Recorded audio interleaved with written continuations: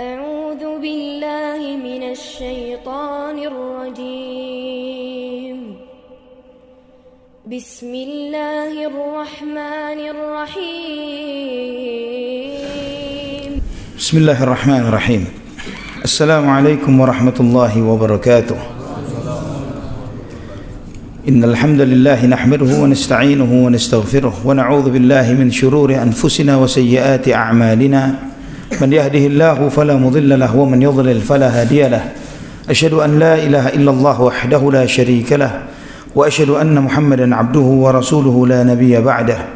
اللهم صل وسلم وبارك على عبدك ونبيك محمد وعلى آله وصحبه ومن اهتدى بهديه إلى يوم القيامة. قال الله جل وعلا: يا أيها الذين آمنوا اتقوا الله حق تقاته ولا تموتن إلا وأنتم مسلمون. أما بعد، ikhwatal iman rahimani wa rahimakumullah. Alhamdulillah, segala puji bagi Allah Subhanahu wa taala, Ar-Rahmanur Rahim, Zat yang Maha Pengasih, Zat yang Maha Penyayang. Allah Subhanahu wa taala yang telah memuliakan kita dengan Islam, yang memuliakan kita dengan sunnah Nabi sallallahu alaihi wa ala alihi wa sahbihi wasallam. Yang dengan nikmat Islam kita diberi hidayah oleh Allah Subhanahu wa taala untuk menyembah kepada ilah yang hak, Allah Subhanahu wa taala Rabbul Alamin. Yang dengan ini kita diselamatkan dari perbuatan syirik, diselamatkan dari beribadah kepada sesama makhluk dan beribadah hanya kepada Tuhannya seluruh makhluk. Dan dengan nikmat sunnah kita diberi hidayah oleh Allah Subhanahu wa taala untuk beribadah kepada Allah dengan ibadah yang benar sesuai dengan tuntunan Muhammad sallallahu alaihi wa ala alihi wa sahbihi wasallam, sehingga kita terselamatkan dari bid'ah. Yang bid'ah itu adalah beramal, melakukan ibadah tidak sesuai dengan tuntunan Muhammad sallallahu alaihi wasallam, sehingga seorang beribadah dengan kejahilan dan kebodohan, beramal dengan amalan-amalan yang tidak ada tuntunannya dalam sunnah Nabi sallallahu alaihi wasallam, sehingga Nabi sallallahu alaihi wasallam menyampaikan, man amila amalan laisa alaihi amruna fahuwa rad. Barang siapa mengamalkan amalan tidak ada perintah dan tuntunan dari kami, pasti tertolak oleh Allah Subhanahu wa taala. Dan juga walillahil hamd, dengan nikmat Al-Qur'an dan sunnah kita mengetahui tentang hakikat kehidupan, bahwa kehidupan dunia ini adalah kehidupan yang bersifat sementara, bahwa Nabiullah Adam alaihissalam, orang tua kita semuanya, diturunkan oleh Allah Subhanahu wa taala ke muka bumi bukan untuk bersenang-senang, bukan untuk berhappy-happy, berfoya-foya. Bahkan sebaliknya, Allah Subhanahu wa taala menurunkan Adam alaihissalam ke muka bumi untuk dihukum oleh Allah Subhanahu wa taala. Maka Nabi kita Muhammad sallallahu alaihi wasallam mengajarkan kepada kita bagaimana menyikapi, bagaimana hakikat kita menyikapi kehidupan dunia. Jangan merasa betah di dunia ini. Kun fid dunya ka'annaka gharibun aw 'abiru sabil. Jadilah kamu di dunia seperti orang asing atau seperti musafir. Dan kehidupan hakiki adalah kehidupan akhirat. Kehidupan sejatinya seorang hamba adalah ketika kita pulang kembali kepada Allah Subhanahu wa taala. Ikhwatal iman rahimani wa rahimakumullah. Maka ajaran yang kita baca dalam Al-Qur'an dan sunnah Nabi sallallahu alaihi wasallam mengajarkan kepada kita agar jangan sampai kita tertipu, karena syaitan dari sejak awalnya berusaha untuk menipu kita. Dan syaitan ini, iblis dan bala tentaranya, berusaha untuk menipu Adam dan keturunannya sejak pertama kali Nabi Adam alaihissalam diciptakan oleh Allah, sejak di surga. Dan ketika iblis ini menipu Nabi Adam alaihissalam di surga, tampilan yang ditunjukkan oleh iblis bukanlah tampilan seorang penjahat, namun dia berpenampilan sebagai inilah nasihun amin, aku adalah pemberi nasihat yang bisa dipercaya. Ini tampilannya iblis kepada Nabi Adam, sehingga menyebabkan Nabi Adam terusir dari surga sebagai seorang penasehat yang bisa dipercaya. Maka jika antum melihat bagaimana upaya syaitan untuk iblis dan bala tentaranya untuk menipu Bani Adam. Dia telah melakukan eksperimen ini dari sejak zaman Nabi Adam alaihissalam sampai zaman kita ini. Jauh lebih lama daripada eksperimen COVID-19 di Wuhan. Dan ikhwatal iman rahimani wa rahimakumullah, Al-Imam Ibnul Jauzi menulis sebuah risalah, sebuah buku yang luar biasa yang berjudul Talbis Iblis, tipu daya iblis. Yang di dalam kitab itu, ini serupa dengan Al-Imam Ibnul Jauzi, tapi konten bukunya sangat berbeda. Namun Al-Imam Ibnu Qayyim Al-Jauziyah menulis kitab Ighathatul Lahafan min Masayidis Syaitan.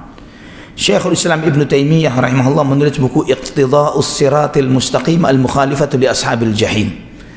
Yang tiga buku ini menjelaskan tentang bagaimana jeli dan liciknya syaitan di dalam menipu Bani Adam. Karena kata Imam Ibnu Qayyim rahimahullah, bahwa tidaklah Allah perintahkan suatu perintah dan tidaklah Allah Subhanahu wa taala melarang satu larangan kecuali di situ iblis dan bala tentaranya menunggang di atas perintah atau larangan itu, berusaha untuk menarik seseorang bersikap berlebihan atau berkekurangan, ifrat atau tafrid, ghulu aul jafa, berlebihan atau berkekurangan, bersikap ghulu berlebihan atau acuh tak acuh. Setiap perintah, setiap larangan, tiap perintah, tiap larangan. Subhanallah. Coba untuk perhatikan misalnya birrul walidain, misalnya khair, luar biasa, ibadah yang luar biasa, yang sangat agung, yang banyak sekali ayat Al-Quran dan sunnah Nabi Sallallahu Alaihi Wasallam yang memerintahkan kita untuk birrul walidain. Bahkan ibadah yang paling utama setelah tauhid. Namun ada sebagian orang yang birrul walidain yang sangat luar biasa berlebihannya, sehingga terkadang walaupun orang tuanya memerintahkan kepadanya terkait tentang sesuatu yang melanggar syariat Allah, dia dulukan orang tuanya. Atau bahkan berbuat zalim terhadap hak seseorang, dia berani berbuat zalim terhadap seseorang. Misalnya ketika orang tua memerintahkan kepada anak laki-lakinya, ceraikan istrimu, misalnya, boleh tidak? Boleh. Ada sebagian orang mengatakan, Nabi SAW dalam nasnya menyebutkan, ada Ibnu Umar yang menyatakan ketika dia melaporkan kepada Nabi SAW, ya Rasulullah, ayah saya memerintahkan saya untuk menceraikan istriku. Nabi SAW bersabda, ati' abak, taati abahmu. Ibrahim alaihissalam juga pernah memerintahkan kepada Ismail ketika Nabi Allah Ibrahim berkunjung ke rumah Ismail alaihissalam. Kemudian dia mendapati istrinya tidak mendapati Ibrahim, mana suamimu, lagi berburu. Kemudian bagaimana keadaan kehidupan kalian? Maka sang istri banyak mengeluh. Maka Nabi Ibrahim alaihissalam berpesan kepada istrinya, nanti kalau suamimu datang, bilang supaya pintu rumahnya diganti. Kemudian tidak lama Ismail alaihissalam datang. Tadi ada orang tua begini-begini. Apa pesannya? Pesannya adalah supaya pintu rumahnya diganti. Ini pesan dari abah ana supaya ana menceraikan inti. Maka diceraikan istrinya. Kemudian tidak lama setelah menikah dengan istri yang baru, Nabiullah Ibrahim berkunjung lagi. Dan kemudian Nabiullah Ibrahim alaihissalam tidak mendapati Ismail alaihissalam, dan kemudian bertanya kepada sang istri, bagaimana keadaan kehidupan kalian? Sang istri mengatakan, walillahil hamdu wal minna, alhamdulillah, segala puji bagi Allah ala ni'amihi, memuji Allah, mensyukuri apa yang ada dengan kecukupannya ini. Maka Nabi Ibrahim alaihissalam berpesan kepada perempuan tersebut, istrinya Nabi Ismail, bilang kepada suamimu, jaga pintu rumahnya. Maksudnya pelihara istri ini. Nah, para ulama menjelaskan tentang hal ini. Seperti Syekh Muqbil bin Hadi rahimahullah pernah ditanya tentang hal ini, maka kata para ulama, demikian pula Imam Ahmad bin Hanbal pernah ditanya tentang bagaimana jika orang tua kita menyuruh kita untuk menceraikan istri kita. Kata Imam Ahmad bin Hanbal, jika orang tuamu solehnya seperti Ibrahim alaihissalam atau Umar bin Al-Khattab radhiyallahu an, maka taati orang tuamu. Namun sebagian besar orang tua kita mengikuti hawa nafsu, apalagi perempuan. Beda dengan abah, beda laki-laki. Tapi sebagian kita dengan dalih birrul walidain zalim kepada yang lain. Ini, dan tidak sedikit dari orang karena berdasarkan birrul walidain sampai berbakti kepada orang tuanya, sampai sujud kepada kedua orang tuanya, cium kaki orang tua. Ada sujud haram. Tidak boleh kita sujud kecuali hanya kepada Allah Subhanahu wa taala Rabbul alamin. Ada yang lainnya bersikap uququl walidain, durhaka kepada kedua orang tua. Dan ikhwatal iman rahimani wa rahimakumullah, Al-Imam Ibnul Jauzi dalam Talbis Iblis tadi, beliau menjelaskan tentang bagaimana triknya syaitan di dalam menggoda manusia. Dan dia melihat siapa calon konsumennya. Jika calon konsumennya ini pecinta dunia, maka dia akan menggunakan trik-trik bagaimana menyesatkan orang tersebut dengan hal-hal peluang-peluang yang bersifat duniawi, sehingga membisikkan kepadanya bahwa yang haram saja susah, apalagi cari yang halal. Bagaimana mau mengembangkan usaha tanpa riba? Ini mustahil. Kita hidup sudah sangat berinteraksi dengan riba. Insya Allah ma'fu, Allah ghafurur rahim. Ya, kita kencengin saja di sedekahnya. Misalnya, dia lupa bahwa innallaha thayyibun la yaqbalu illa thayyibah. Allah Maha baik dan tidak terima kecuali yang baik. Dan juga misalnya dia melihat ternyata calon konsumennya ini seorang dai, ustaz, talibul ilm, maka juga akan digoda dengan apa yang dia suka, berlebihan dalam talabul ilm. Namun kemudian dia lupa dengan hak-haknya yang lain. Ada hak orang tua yang harus ditegakkan, ada hak keluarga, saudara, ada istri dan anak. Sehingga dengan dalih talabul ilm, hadir di satu majelis ilmu ke majelis ilmu, sibuk dengan ini, namun tidak mencari nafkah misalnya. Dan ini zulm, ini kezaliman. Tiap perintah, tiap larangan ada tunggangan syaitan di sana. Subhanallah. Dalam contoh yang disampaikan oleh Al-Imam Ibnul Jauzi rahimahullah dalam Talbis Iblis, beliau menceritakan tentang seorang orang saleh, abid, ahli ibadah yang luar biasa. Yang ahli ibadah ini, sekali waktu ada beberapa pemuda yang ingin berangkat jihad fisabilillah. Namun mereka memiliki masalah, yaitu seorang saudara perempuan mereka yang sakit. Mau dititipkan siapa? Menitipkan saudara perempuan harus mencari orang yang baik, yang soleh. Ini tidak mudah. Maka kemudian mereka mencari, maka mereka dapati orang soleh inilah orang yang tepat untuk dititipi saudara perempuan mereka ini. Maka dibawa ke sana. Namun orang soleh ini awalnya menolak. Lah, kif, dititipi perempuan. Lah, saya tidak bicara dengan wanita. Saya ini ahli ibadah, orang soleh di tempat ini. Kemudian setelah dipaksa karena mereka mau jihad, saya terima, tapi dengan satu syarat. Saya tidak akan bicara, saya tidak akan ajak omong, saya taruh dia di satu ruangan, saya tidak akan ketemuin dia. Ketika waktunya makan, saya hanya beri makan, saya ketok, saya tinggal. Terus demikian. Sepakat. Maka ditinggallah saudara perempuannya di sana, pemuda-pemuda ini berangkat jihad. 1, 2 hari, 3 hari, seminggu, 2 minggu dilakukan oleh laki-laki ini dengan cara seperti itu. Namun syaitan tidak berhenti sampai di sana. Syaitan membisikkan, Suf, ente kasih makan ke perempuan ini, apa dia suka sama menu makanan yang ente kasih? Apa dia habiskan? Ya, kalau dia suka, kalau dia tidak suka, mubadzir itu dosa. Mubadzir itu saudara syaitan. Setidaknya ente tanya, suka tidak makanannya?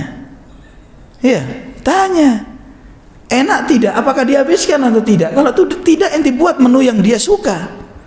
Maka mulai dengan Assalamualaikum, Waalaikumsalam. Kalau di zaman sekarang anak muda ketemu sama yang salon mangsanya, Assalamualaikum, kif halak, bekhair, sudah salat duha belum? Iya. nanya yang khair-khair dulu, ya, baru nanti masuk yang lebih gila lagi. Ya, tidak akan mungkin muncul ana mau zina sama inti lah. Wala tattabi'u khutuwatis syaitan, langkah-langkah syaitan bukan narik kita, bukan ditarik seperti itu, tapi ditarik pelan-pelan, digiring kita. Ya, setelah kif halak, bekhair, apa kabarnya, sehat, makanan suka atau tidak suka, masih terbatas dengan tembok, dengan pintu. Ya, kemudian setelah sekian lama seperti itu, setan berbisik lagi. Masya Allah, suaranya aja ajibnya kayak gini, gimana orangnya? Ente gak penasaran lihat mukanya? Iya. Akhirnya penasaran, pengen lihat wajahnya. Terus seperti itu, dan tidak berhenti sampai di sana, sampai terjadi zina. Setelah zina, apakah kemudian setan berhenti? Ma'assalamah, ente sudah jatuh ditinggal oleh syaitan? Lah. Setelah dia berzina, qadarullah hamil dari zina. Wah, dia orang saleh. Kef ya nih? Dikenal orang saleh menghamili anak orang? Waduh, gelisah dia. Bisikan setan kepadanya, ini perempuan sendirian. Saudaranya nitip ke inti dalam kondisi sakit. Ya. Kalau dia sampai mati misalnya, insya Allah saudaranya memaklumi. Dikasih sianida nih hari ini. Ya, dikasih racun, pelan-pelan meninggal dalam kondisi hamil, dikubur, habis zina, membunuh. Berhenti sampai di sana? Lah, digiring lagi. Ketika pemuda-pemuda ini pulang nanya, "Kaifa ukhti, mana saudara ana?" Allah miskina, rahimahullah, dia sakit dan semakin parah dan meninggal dunia. Pergi. Subhanallah, ikhwatal iman, syaitan datang ke dalam mimpinya anak-anak muda ini, mengatakan, "La ukhtak, tidak, saudaramu tidak mati karena sakit. Saudara perempuanmu dizinai, hublah hamil. Bongkar kuburnya, lihat jasadnya. Lihat kondisi hamil." Maka dibongkar kuburnya. Dilihat, benar. Wah, habisin orang soleh ini tadi. Dibawa ke pengadilan. Hukuman membunuh, hukumannya dihukum mati. Vonis hukuman mati. Apakah setan berhenti sampai di sana? Lah, sampai ketika Al-Ghajab menggiring dia untuk dihukum mati, iblis datang. Setan ini datang dengan rupanya, dengan mengatakan, "Inti mau selamat. Ana bisa selamatkan inti. Ana bisa membawa orang dari sini ke tempat lain dalam sekejap. Ya, ana bisa pindahkan dalam waktu yang seketika. Satu syaratnya, inti akui beribadah kepada ana sejenak saja, nggak harus sujud dengan badan inti. Inti akui dengan hati inti bahwa inti beriman kepada ana. Itu saja. Inti terima itu, ana keluarkan inti dari tempat ini, dari tempat penghukuman ini." Subhanallah. Ketika dia dengan hatinya mengatakan, "Saya beriman kepada," dia mengatakan begitu, dia beriman kepada ini, pedang Al-Ghajab memenggal kepalanya. Mati su'ul khatimah, musyrikun billahi azza wa jal. Digiring dari yang kecil, cuman ngajak bicara, sampai su'ul khatimah. Khutuwat, tipuan yang luar biasa. Dan ikhwatal iman rahimani wa rahimakumullah, dalam bahasa Arab tertipu ini adalah ghurur. Ghurur ini ketertipuan. Penipunya namanya gharur, beda harokat saja. Ada ghurur, ada gharur. Kalau ghurur ini tertipu. Misalnya Allah berfirman dalam surat Ali Imran ayat 185, "Kullu nafsin dha'iqatul maut wa innama tuwaffawna ujurakum yawmal qiyamah faman zuhziha 'anil nari wa udkhilal jannata faqad faz wa mal hayatud dunya illa mata'ul ghurur." Ya, setiap jiwa pasti merasakan kematian, dan setiap kalian akan disempurnakan amal ibadahnya, pahalanya nanti pada hari kiamat. Kenapa disempurnakannya nanti pada hari kiamat? Bukan waktu meninggal dunia, padahal meninggal dunia inqata'a amaluh. Ketika meninggal terputus amalnya. Kenapa? Innama tuwaffawna, dicukupkan, dipenuhkan nanti pada hari kiamat. Karena matinya seseorang bukan berarti berakhirnya pahala atau dosa yang pernah dia lakukan. Kalau dia menjadi pelopor kebaikan, mafatihul khair wa mighlaqul lisyarr, maka semua kebaikan yang pernah dia ajarkan, yang pernah dia tinggalkan di dunia akan terus memberikan argometer pahala hatta dia sudah nyampur dengan tanah. Demikian pula orang yang mengajarkan hal-hal maksiat dan buruk, maka semua ajaran keburukan dan maksiat yang dia tinggalkan akan terus mentransferkan dosa kepada orang tersebut hatta yaumil qiyamah, sampai kiamat. Allahul musta'an. Maka innama tuwaffawna ujurakum yaumal qiyamah. Faman zuhziha 'anil nar wa udkhilal jannah faqad faz. Maka yang diselamatkan dari api neraka dan masuk surga itu sukses. Bukan di dunia. Khalas, dah ada dunia sukses ini. Sukses itu nanti kita lihat. Nanti ketika kita lolos dari sirat, nunggu Rasulullah SAW untuk bukakan pintu surga, itu sukses. Sebelum itulah tidak kelihatan orang sukses. Wa mal hayatud dunya illa mata'ul ghurur. Dan tidaklah kehidupan dunia kecuali mata' ghurur, kesenangan yang bersifat sementara dan menipu. Kesenangan yang bersifat sementara ini mata'. Mata' itu artinya kenikmatan yang menyilaukan mata. Dan kata mata' juga berarti sementara, sebentar. Karena itu di kalangan bid'ahnya kaum Syiah Rafidhah ada nikah mut'ah. Ya, mut'ah ini sebentar, senangnya sebentar. Ini bid'ahnya kaum Syiah Rafidhah.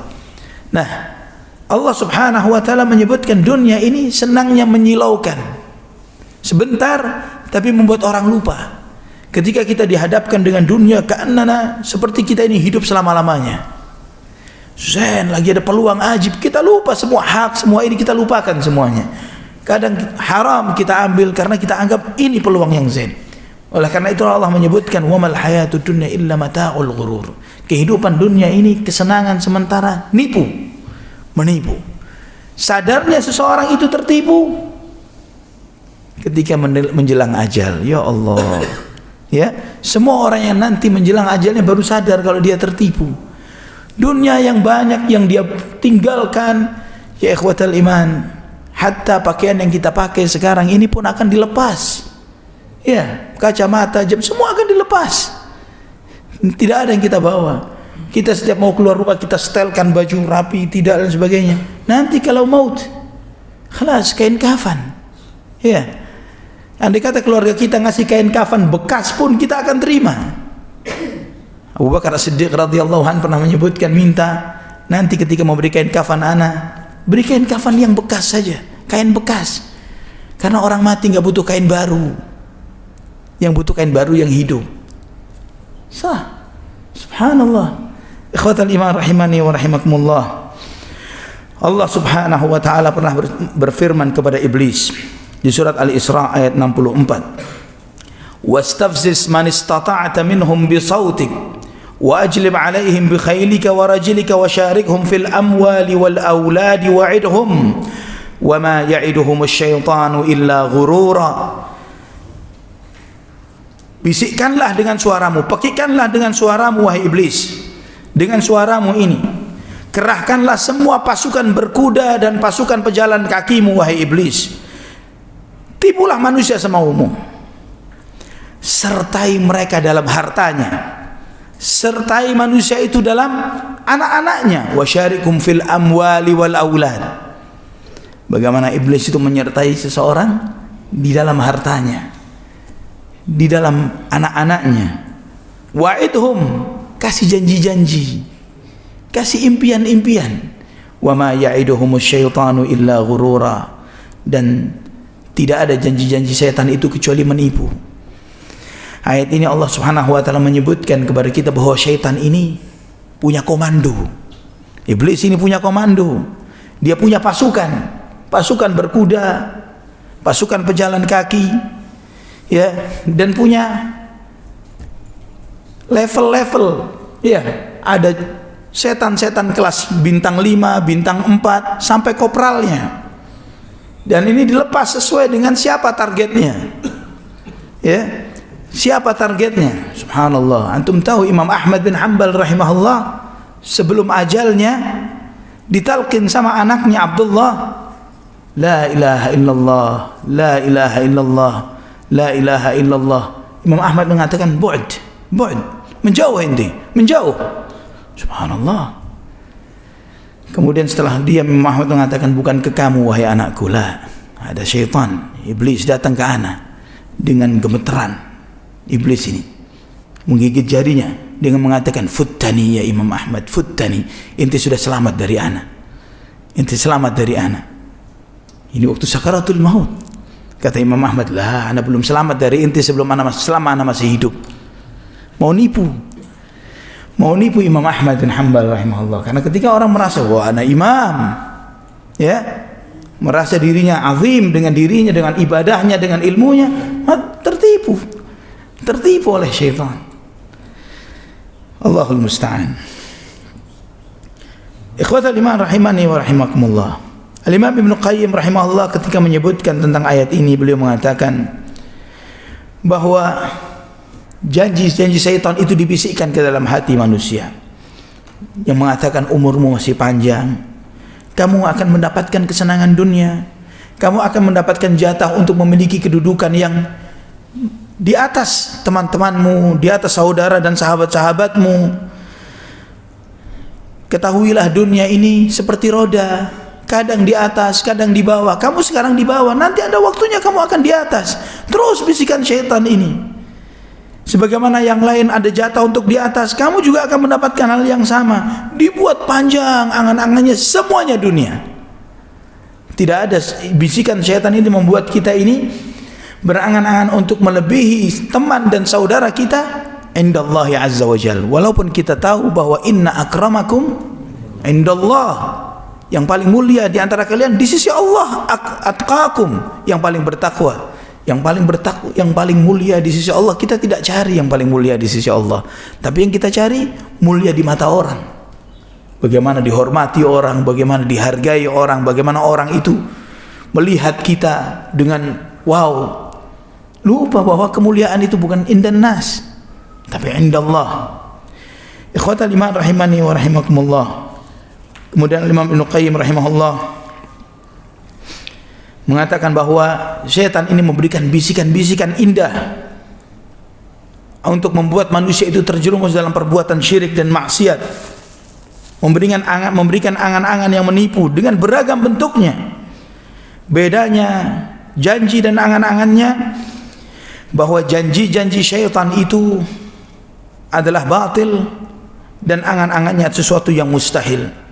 Dan jiwa-jiwa yang rendah dan hina menikmati janji-janji dan angan-angan syaitan ini, menyenanginya.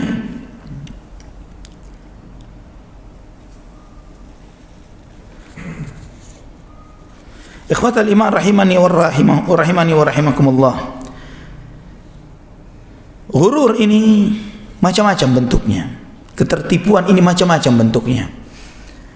Yang pertama, tertipunya orang-orang kafir atau muslim yang tertipu seperti tertipunya orang-orang kafir, yaitu yang tertipu dengan kehidupan dunia, tertipu dengan syahwatnya dunia, tertipu dengan segala kesenangan yang ada di dunia ini.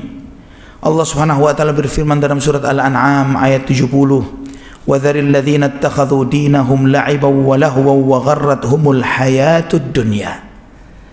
Tinggalkanlah mereka-mereka menjadikan agama mereka ini main-main, senda gurau, dan mereka tertipu dengan kehidupan dunia. وَغَرَّتْهُمُ الْحَيَاةُ الدُّنْيَا. Menjadikan kehidupan dunia ini hanyalah kesempatan untuk bermain-main, bersenda gurau, mengumpulkan harta, tertipu dengan kehidupan dunia. Mereka ini dibisiki oleh syaitan. Bisikan syaitan kepada mereka bahwa cash itu lebih baik daripada kredit. Yang nugget ini ahsan daripada yang bayarannya tempo. Maksudnya apa? Dunia ini nugget, cash, dunia cash, akhirat tempo tidak jelas, tidak ketahuan. Belum tentu ada. Ya, kalau surga neraka itu ada, Ternyata kalau tidak ada, sudah hidupnya susah di dunia, di sana nggak dapat apa-apa. Ahsan, nikmatin yang sekarang. Ya, ini bisikan syaitan. Nikmatin yang sekarang ini. Dan kemudian mereka juga bahwa yakin lebih baik daripada yang syak. Mereka mengatakan seperti itu. Maksudnya apa yakin itu? Yakin ini dunia yakin. Ya. Manisnya bisa dirasakan sekarang, airnya bisa dirasakan sekarang, semua kesenangannya cash dan yakin, tidak pakai nanti-nanti.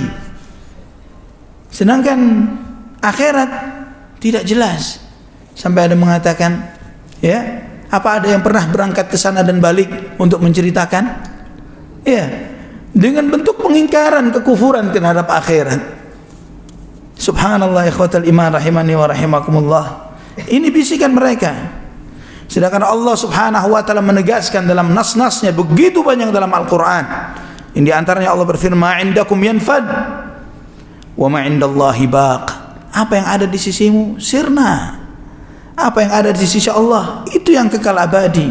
Walal akhiratu khairun laka minal ula. Akhirat itu lebih baik untukmu daripada yang di dunia ini. Ini Allah sebutkan. Wal akhiratu khairu wa abqa. Akhirat itu lebih baik dan lebih kekal. Banyak sekali ayat Al-Quran menegaskan ini. Dan kalamullah ini yang hak. Kalamullah inilah yang yakin. Sedangkan semua janji syaitan ini yang palsu.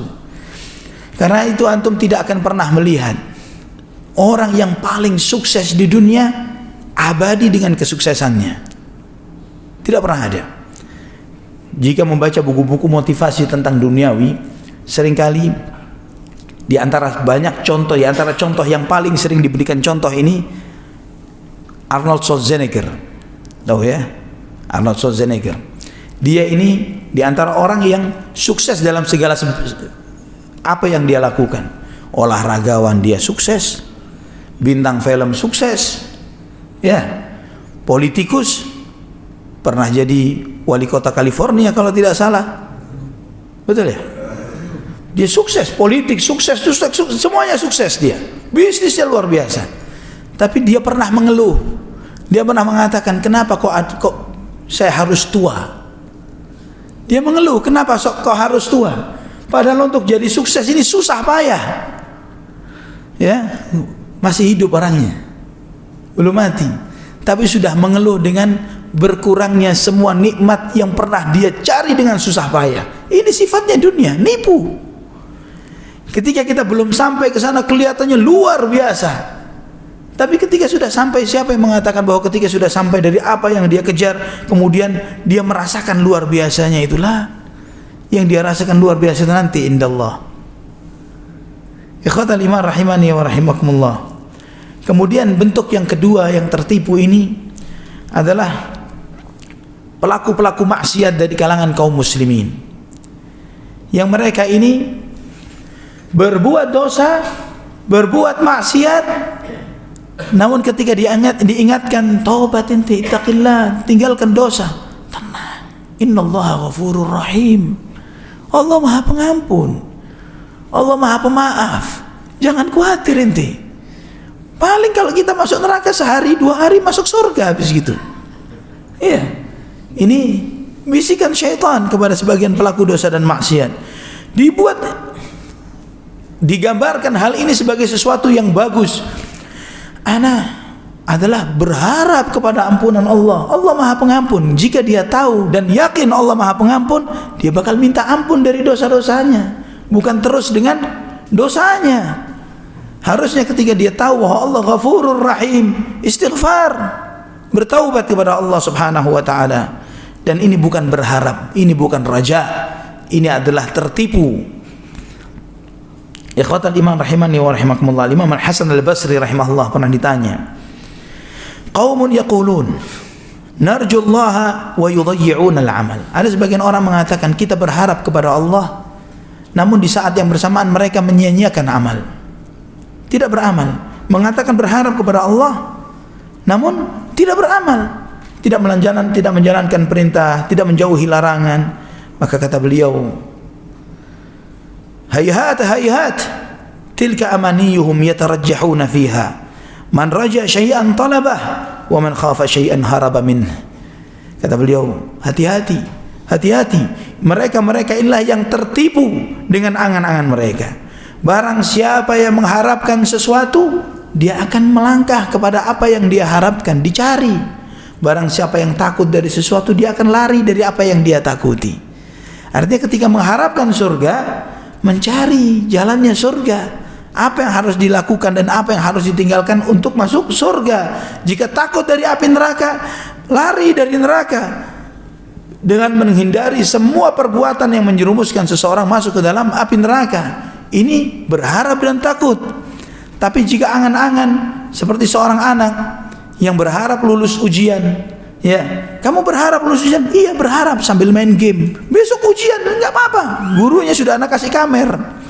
Iya, dia mengira bahwa sudah nyogok gurunya, insya Allah nilainya bagus. Ini berharap, kata dia. Namun ketika seorang anak dia mengerjakan soal-soal ujian, dia murajaah, dia ini berharap yang benar. Seperti seorang petani ketika dia memilih lahan yang bagus, dicari benih yang bagus, dicari pengairan yang bagus. Setelah dia tanam, dia jaga, ya. Kemudian kalau ada gulma dan sebagainya, dia cabut, dia jaga tanamannya ini tumbuh dengan baik. Ini berharap. Tapi kemudian tebar benih, kemudian dia pulang ke rumah, doa, ya Allah, mudah-mudahan kebun saya subur. Lah, ini berhayal. Ini berhayal, itu bukan berharap. Ikhwatal iman rahimani wa rahimakumullah. Allah Subhanahu wa taala berfirman dalam surat Al-Baqarah ayat 218. Innal ladzina amanu wal ladzina hajaru wa jahadu fi sabilillah ulaika yarjuna rahmatallah wallahu ghafurur rahim. Sesungguhnya orang-orang yang beriman, orang-orang yang hijrah, yang berjihad di jalan Allah Subhanahu wa taala, mereka lah orang-orang yang berharap kepada rahmat Allah. Berharap itu dengan perjuangan, iman, hijrah, jihad. Ini namanya berharap. Wallahu ghafurur rahim, dan Allah Maha Pengampun dan Maha Penyayang. Karena bersungguh-sungguhnya seseorang dalam iman, hijrah dan jihad pasti kesandung-sandung dengan dosa. Oleh karena itu Allah tutup dengan Ghafur, Maha Pengampun, Rahim, Maha mengasihi mereka-mereka yang datang menghadap kepada Allah Subhanahu wa taala. Ini berharap. Namun jika duduk berbuat dosa dan maksiat, ketika diingatkan untuk taubat dan dia mengatakan Allah Maha Pengampun, lah ini bukan berharap, ini berhayal diampuni tapi dengan melakukan dosa. Maka juga Imam Hasan Al-Basri menyebutkan perbedaan orang bertakwa dan orang fasik terkait dengan dosa. Orang fasik dia melakukan maksiat, melakukan dosa, dan di saat yang bersamaan dia berharap ampunan Allah Subhanahu wa taala. Adapun orang bertakwa melakukan ketaatan, amal saleh, tapi di saat yang bersamaan takut akan azab Allah Subhanahu wa taala. Takwa, beramal saleh tapi takut azab. Ini berbuat dosa dan maksiat, merasa aman dari azab Allah Subhanahu wa taala. Ini bedanya orang takwa dan orang-orang fasik. Kemudian ikhwatal iman rahimani wa rahimakumullah, di antara golongan yang lain dari orang-orang yang tertipu, yaitu mereka yang beramal soleh tapi juga berbuat maksiat, dicampur. Taat iya, maksiat iya. Salat 5 waktu Masya Allah, puasa Senin Kemis Masya Allah, sedekahnya Masya Allah, syariknya juga na'udzubillah. Iya, nipu dalam usahanya, korupsi iya, zalim kepada sana dan sini, tidak peduli. Dia balance katanya. Iya. Jadi taatnya sama maksiatnya seimbang. Dan ikhwatal iman rahimani wa rahimakumullah, dia mengira, bisikan setan kepada orang seperti ini, ente tahu tidak bahwa amal soleh satu kebaikan dibalas berapa oleh Allah? 10. Satu kebaikan minimum 10 sampai 700 kali lipat. Kalau satu dosa dibalas berapa? 1. Jadi kalau hari ini anak melakukan 10 kebaikan atau 100 kebaikan, 100 kali 10 minimumnya. Kalau anak hari ini melakukan 100 dosa, ya cuma 100. Masih banyakan kebaikan anak daripada dosa-dosa anak. Terus dibisiki syaitan seperti ini. Jadi insya Allah nggak bakal tekor. Ya, tidak bakal tekor. Kalau ditimbang nanti masih banyakkan kebaikannya daripada dosa-dosanya. Ada bisikan syaitan. Ikhwatal iman rahimani wa rahimakumullah. Sehingga tidak sedikit dari mereka ini yang bersedekah dari sumber haram. Dari sumber haram. Ya, mungkin dia bangun masjid, banyak amal khairnya dan kesana kemari. Tapi dia tahu, sadar, hakul yakin dia sadar, dan ini semua dari sumber-sumber haram yang dia dapatkan. Ikhwatal iman rahimani wa rahimakumullah. Dan yang seperti ini adalah kebodohan dan kejahilan. Kebodohan dan kejahilan. Nabi SAW telah bersabda, Innallaha tayyibun la yaqbalu illa tayyiba. Allah maha baik, Allah hanya menerima kecuali yang baik-baik saja. Nabi SAW bersabda dalam hadis dalam Sahih Bukhari dari Khawlah al-Ansariyah, Inna rijalan yatakhawwaduna fi manillahi bighairi haqqin falahumun naru yaumal qiyamah. Sesungguhnya orang-orang yang mereka bermain-main dengan harta Allah tanpa hak, maka bagi mereka neraka pada hari kiamat. Bagi mereka neraka pada hari kiamat. Dan Abdullah ibn Mubarak rahimahullah menyebutkan, li'an arudda dirhaman wahidan min syubhatin ahabbu ilayya min an atasaddaqa bimi'ati alfin. Aku menolak 1 dirham dari barang yang syubhat, bukan haram, syubhat, tidak jelas halal haramnya.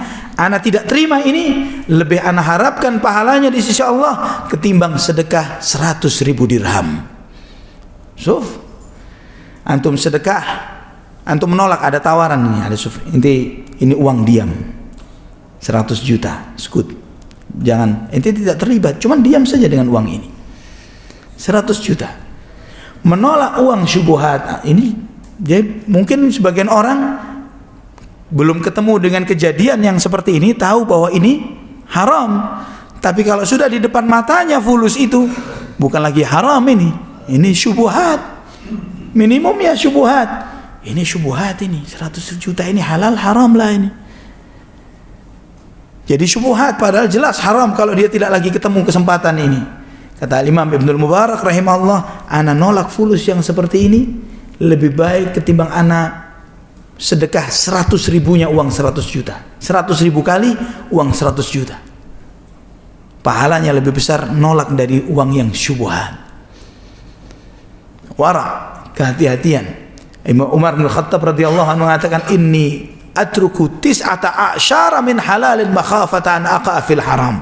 Aku tinggalkan 9 dari 10 yang halal karena takut terjerumus kepada yang haram. Takut terjerumus kepada yang haram. Dan sikap wara, kehati-hatian ini ikhwatal iman adalah apa yang diwasiatkan Rasulullah SAW. Beliau mengajarkan, innal halala bayyinun wal harama bayyinun wa ma bainahuma umurun mushtabihat la ya'lamuha katsirun minan nas wa man waqa'a fi syubuhat waqa'a fil haram wa man istabra'a min asy-syubuhat faqad istabra'a li dinihi wa 'irdihi. Nabi SAW menyebutkan bahwa yang halal itu jelas, yang haram itu jelas. Di antara keduanya ada hal-hal yang remang-remang, yang tidak jelas, yang banyak orang tidak tahu dengan yang remang-remang ini. Dan barang siapa yang menyelamatkan dirinya dari yang syubhat, yang remang-remang ini, dia telah menyelamatkan agamanya dan menyelamatkan harga dirinya. Namun barang siapa yang terjerumus dalam yang remang-remang, dia terjerumus kepada yang haram, terjerumus kepada yang haram, kata Nabi SAW. Bukan berarti kalau syubhat itu jadi baiklah. Dan ikhwatal iman, orang-orang musyrik, orang-orang zalim ini saling tipu menipu di antara mereka. Bukan maksudnya tipu menipu ini untuk saling makan satu dengan yang lainnya lah, tapi saling berwasiat agar mereka tetap berada di ketertipuannya. Ya, orang musyrik satu dengan yang lainnya, mereka mengatakan apa yang kita perbuat enggak syirik ini ada dalilnya, ini bukan syirik, ini si fulan begini sini dan sebagainya. Ataupun orang-orang zalim satu dengan yang lainnya, mereka akan mengatakan bahwa apa yang kita terima ini sedekahnya rakyat ke kita, ya, jangan khawatir, tidak akan jadi miskin negara ini dengan kita korupsi sekian ratus miliar atau triliun ini. Ini kita sudah berjuang dan berusaha untuk rakyat, jadi wajar-wajar saja dapat uang-uang seperti ini. Ya, ini saling tipu menipu satu dengan yang lainnya. untuk menghalalkan apa yang mereka perbuat. Allah Subhanahu wa taala berfirman di dalam surat Fatir ayat 40. Qul ara'aytum syuraka'akumul ladzina tad'una min dunillahi aruni madza khalaqu minal ard am lahum syirkun fis samawati am atainahum kitaban fahum 'ala bayyinatin minhu bal ya'idudz zalimuna ba'dhum ba'dhan illa ghurura. Allah Subhanahu wa taala berfirman, apakah engkau tidak perhatikan orang-orang yang menyekutukan Allah Subhanahu wa taala ini? Katakan kepada mereka, yang kalian sembah selain Allah, yang kalian berharap dan berdoa kepada selain Allah, aruni madza khalaqu minal ard, tunjukkan kepadaku apa yang pernah diciptakan oleh yang pernah kalian sembah, apa yang pernah diciptakan dari muka bumi ini. Am lahum syirkun fis samawat, apakah mereka punya peran saham di langit dan bumi, bahwa sebagian langit ini adalah milik mereka, bukan milik Allah? Am atainahum kitaban fahum 'ala bayyinatin min, atau mereka memiliki ilmu, bukti dari Allah bahwa mereka boleh berbuat itu, berdoa kepada selain Allah? Bal iya'idudz zalimuna ba'dhum ba'dhan illa ghurura. Orang zalim itu satu dengan yang lainnya saling tipu menipu dengan janji-janji mereka di antara mereka. Allahul musta'an. Ikhwatal iman rahimani wa rahimakumullah. Sebagian orang mengira kalau sudah diberi peluang oleh Allah di dunia, dia mengira bahwa Allah sedang sayang kepada dia. Jadi walaupun dia mencampur hartanya halal dengan haram, jangan khawatir. Kalau Allah tidak ridho, nggak bakalan dapat peluang ini. Ya. Jadi ketika dia melakukan bisnis haramnya, misalnya korupsinya, ribanya, maisirnya dan lain sebagainya, dia merasa semua untungnya dari itu adalah bukti Allah ridho kepada dia. Kalau Allah nggak ridho, nggak bakalan dapat fulus ini. Dia mengira seperti itu. Jika ukurannya seperti itu, Allah lebih ridho kepada Fir'aun dan Qarun dan Haman ketimbang kepada Nabi Musa alaihissalam. Jika ukurannya adalah dunia. Ikhwatal iman rahimani wa rahimakumullah. Allah ingatkan, fa ammal insanu idza mabtalahu rabbuhu fa akramahu wa na'amahu fa yaqulu rabbi akraman wa amma idza mabtalahu fa qadara alaihi rizqahu fa yaqulu rabbi ahanan. Kalla. Bukan seperti itu. Manusia mengira ketika dimuliakan oleh Allah, ditambah-tambah nikmatnya oleh Allah, dia mengatakan Allah sedang memuliakan anak. Dan dia mengira ketika disempitkan rezekinya, fa'ama idza faqadara alaihi rizqa, disempitkan rezekinya, fa yaqulu rabbi ahanan, Allah sedang menghinakan anak. Kalla, bukan itu. Dunia ini ujian. Diuji dengan kemampuan, dengan kekayaan, diuji dengan kemiskinan, diuji dengan banyak peluang, diuji dengan sedikit peluang dan tidak ada peluang. Ini ujian semuanya. Jangan dikira Allah sayang itu ukurannya dunia. Lah. Ketika dia terpilih jadi pejabat, artinya Allah sayang. Kalah dari keterpilihan, artinya Allah tidak sayang. Bisa jadi yang kalah karena Allah sayang kepadanya. Bisa jadi seperti itu.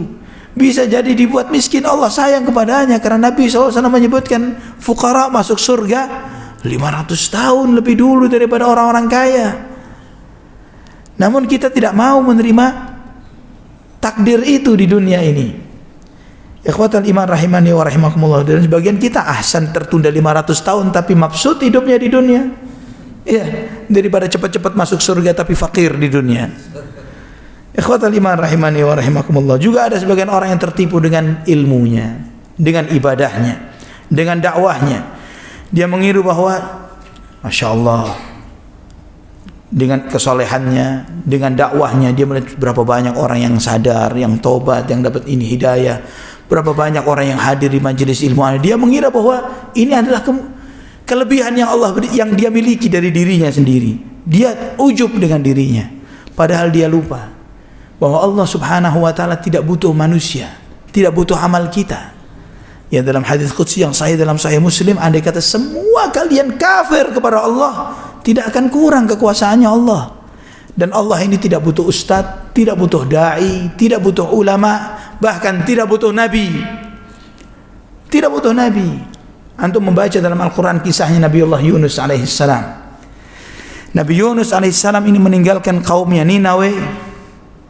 Kaumnya beriman tidak? Tidak beriman ketika ditinggal oleh Nabi Yunus. Nabi Yunus dengan kesalnya dia tinggalkan kaumnya, tidak beriman. Dia berharap semoga Allah azab mereka. Dia tinggal. Nabi Yunus naik kapal. Akhirnya diuji oleh Allah dengan dimakan oleh ikan. Setelah Nabi Yunus diselamatkan dari ikan ini, Allah perintahkan balik ke kaummu, balik kampung kau. Nabi Yunus pulang ke kampungnya dan dia dapati kaumnya semua beriman.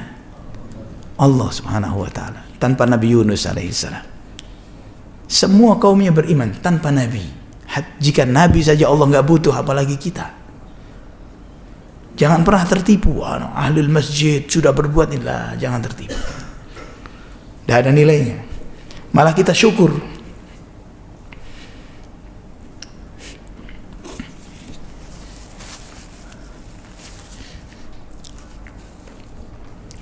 Syukur jika diberi kesempatan oleh Allah untuk bisa beramal.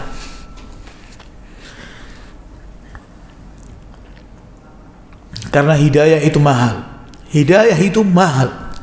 Terutama di zaman fitnah. Ketika diberi hidayah oleh Allah Subhanahu wa taala, bersyukur kepada Allah. Karena sedikit orang yang diberi hidayah oleh Allah Subhanahu wa taala. Orang-orang yang dekat dengan Nabi saja tidak mendapatkan hidayah. Ayahnya Nabi Allah Ibrahim, aminnya Rasulullah sallallahu alaihi wasallam, anaknya Nabi Nuh alaihi salam. Kita ini siapanya Nabi, tapi diberi kesempatan untuk beramal, diberi kesempatan untuk beriman, diberi kesempatan untuk beramal. Syukur kepada Allah. Diberi kesempatan untuk bisa berdakwah, syukur kepada Allah. Alhamdulillah. Karena Nabi sallallahu alaihi wasallam menyebutkan inna minan nas miftahan lil khair wa mighlaqan lisyarr. Fatuba liman ja'alahu Allahu miftahan lil khair wa mighlaqan lisyarr. Wa inna minan nasi miftahan lisyarr wa mighlaqan lil khair. Fawailun lah. Di antara manusia ada yang Allah Subhanahu wa taala jadikan sebagai kunci-kunci pembuka pintu kebaikan dan penutup pintu-pintu keburukan. Maka beruntunglah orang yang Allah jadikan dia sebagai pembuka kunci-kunci kebaikan dan penutup pintu-pintu keburukan. Dan di antara manusia ada yang menjadi pembuka hal-hal buruk dan malah nutup hal-hal baik untuk orang lain. Celaka orang ini, wail untuk orang tersebut.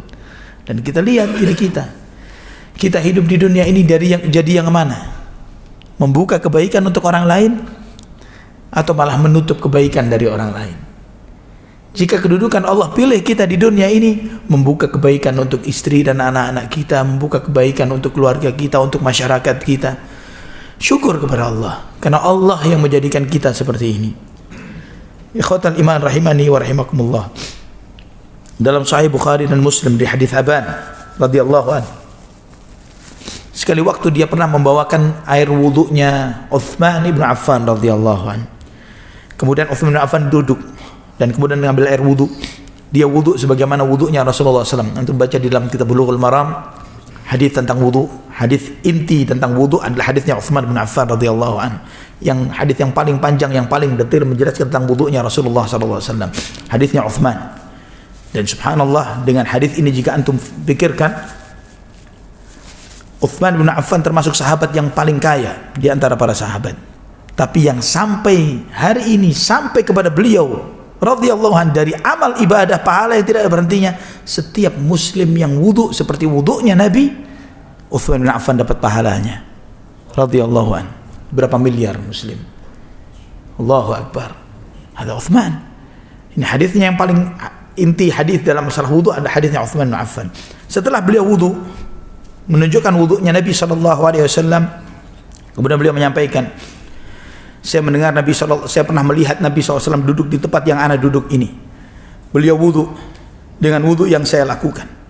Dan kemudian Nabi SAW bersabda, man tawadda'a mithla hadzal wudu thumma atal masjid faraka'a rak'atain thumma jalasa ghufira lahu ma taqaddama min dhanbi. Barang siapa yang wudu seperti ini, kemudian dia mendatangi masjid, sholat 2 rakaat, dan dia duduk sesudah sholat itu, diampuni semua dosanya yang lalu. Dan Nabi bersabda, kata Utsman bin Affan, waqala sallallahu alaihi wasallam, la taghtarru, jangan tertipu. Nabi bersabda, jangan tertipu. Karena sebagian kita ikhwatal iman mengira bahwa kalau sudah amalannya diberi pahala seperti ini, dia merasa tertipu. bahwa amalan ini banyak yang mengampuni dosa. Wudu mengampuni dosa, sholat mengampuni dosa, berjabat tangan merontokkan dosa. Kita tertipu dengan ini, akhirnya mengentengkan dosa. La taghtarru, jangan sampai kalian tertipu. Imam Az-Zuhri menyebutkan, man istata'a an la yaghtar fala yaghtar. Barang siapa yang bisa jangan sampai tertipu, jangan tertipu. Abdul Aziz bin Marwan, ini gubernurnya Mesir. Ketika sakaratul maut, ketika sakit menjelang wafat, Abdul Aziz bin Marwan ini, kalau gubernur zaman dahulu beda dengan gubernur zaman sekarang. Gubernur sekarang ini ada masa periodenya, maksimum 2 kali. Tapi gubernur di zaman khilafah sampai mati, bisa diangkat sampai mati. Ketika dia sakit, dia minta tolong ambilkan, jelang wafatnya tolong ambilkan kain kafanana. Dilihat kain kafannya, dipegang, diusap, dilihat, dan beliau mengatakan, mali kathir wa ma akhlufu minad dunya illa hadha. Harta ana banyak, cuman ini ternyata yang ana bawa pulang. Kemudian dia berpaling menghadap kiblat, dia nangis. Kemudian dia mengatakan, uffin laki min dar, in kana kathiruki la qalil wa in kana qaliluki la kathir wa in kunna minki la fi ghurur. Celaka kamu wahai tempat tinggal, wahai dunia. Sungguh banyakmu itu sedikit, sedikitmu itu banyak, dan sungguh kami sangat tertipu denganmu. Ikhwatal iman rahimani wa rahimakumullah. Ringkasnya, orang yang tertipu itu 2 golongan besar.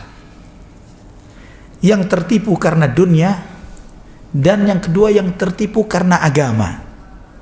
Dua-duanya sama-sama tertipu. Tertipu karena dunia, tertipu karena agama. Tertipu karena dunia, itu mereka tertipu dengan mengumpulkan harta sana sini dan lain sebagainya, dan jabatan dan kedudukan dan perhiasan apa yang dia bisa nikmati dari kehidupan dunia sampai dia mati. Di dalam satu surat singkat yang termasuk surat yang paling sering kita dengarkan, insyaallah kita semua menghafalnya.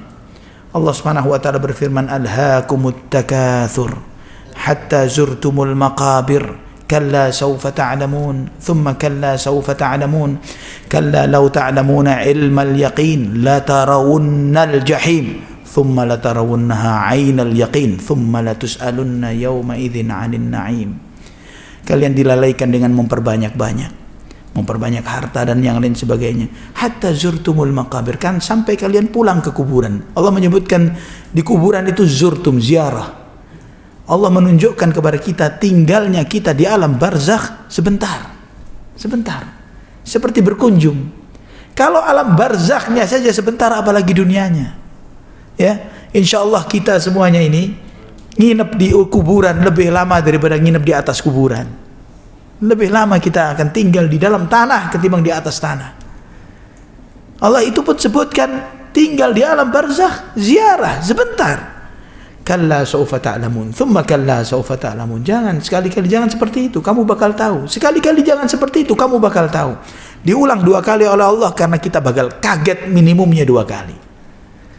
Kaget yang pertama ketika dibangunkan malaikat Munkar Nakir. Ya, ini kaget, ya Allah, benar. Dan kaget yang kedua ketika dibangkitkan pada Yaumul Mahsyar. Ya wailana man ba'athana min marqadina hadza ma wa'ada ar-rahmanu wa sadaqal mursalun. Celaka kita, siapa yang bangunkan kita ini? Kaget. Makanya diulang oleh Allah 2 kali. Kalla law ta'lamuna ilmal yaqin. Andai kata jangan demikian, andai kata kalian mengetahui dengan ilmul yaqin, la tarawunnal jahim. Nanti kamu akan melihat neraka jahanam. Waktu di padang mahsyar disyarat waji'a yauma idzin bi jahannam. Thumma la tarawunnaha 'ainal yaqin. Benar-benar dengan 'ainul yaqin kamu akan melihat neraka jahanam. Thumma la tus'alunna yauma idzin 'anil na'im. Sungguh nanti kalian akan ditanya oleh Allah terkait dengan semua nikmat. Wallah, mengerikan. Nikmat saja ditanya, apalagi dosa. Kita minum air ini nikmat, ditanya oleh Allah. Jika nikmat saja ditanya, apalagi dosa. Dan yang kedua, orang yang tertipu dengan agamanya, dengan ibadahnya, dengan kesolehannya, dia ujub. Dia kira bahwa amal yang dia lakukan ini insya Allah sudah cukup untuk membuat dia menjadi orang mulia di sisi Allah. Kata Imam Ibnu Qayyim rahimahullah dalam Al-Wabilus Sayyib, salah satu risalah beliau menyebutkan bahwa orang yang nambah solehnya, tambah ilmunya, tapi tambah dia merasa lebih baik dari orang lain, dia semakin jauh dari Allah Subhanahu wa taala, bukan semakin dekat. Seharusnya dia bersyukur kepada Allah. Itulah kenapa kita setiap rakaat iyyaka na'budu wa iyyaka nasta'in, hanya kepadamu Allah beribadah, hanya kepadamu ya Allah akan mohon pertolongan. Itulah kenapa kita setiap selesai sholat, Allahumma a'inni ala dzikrika wa syukrika wa husni ibadatik. Ya Allah, tolong aku untuk bisa bersyukur kepadamu, berzikir kepadamu, beribadah kepadamu dengan baik. Pertolongan Allah. A'inni, tolong ana ya Allah. Pertolongan Allah. Bukan karena hebatnya kita antum bisa hadir subuh ini. Apa kita? Kalau Allah buat kita tidak bangun dari tidur kita, selesai. Allah buat kita syarafnya masalah, tidak bisa jalan, selesai. Ya, tidak akan bisa sampai ke masjid ini. Allah bangunkan kita dari tidur kita tapi tidak punya niat, tidak tergerak niatnya untuk berangkat ke masjid, bisa datang ke sini? Siapa yang memberikan niat, yang ngasih kesempatan peluang untuk bisa datang ke masjid ini? Allah Subhanahu wa taala. Tidak ada yang bisa dibanggakan dari amal kita, maafi.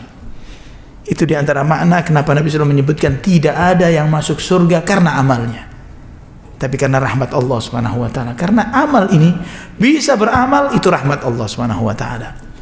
Mungkin ini ikhwatul iman, nasihat yang bisa disampaikan pada kesempatan ini. Semoga Allah Subhanahu wa taala memberikan taufik dan hidayahnya bagi kita semuanya. Semoga Allah Subhanahu wa taala mengampuni dosa-dosa kita, menerima amal ibadah kita, dan memaafkan segala kekhilafan kita. Aqulu qouli hadza, subhanakallahumma bihamdika asyhadu an la ilaha illa anta astaghfiruka wa atubu ilaik. Assalamualaikum warahmatullahi wabarakatuh.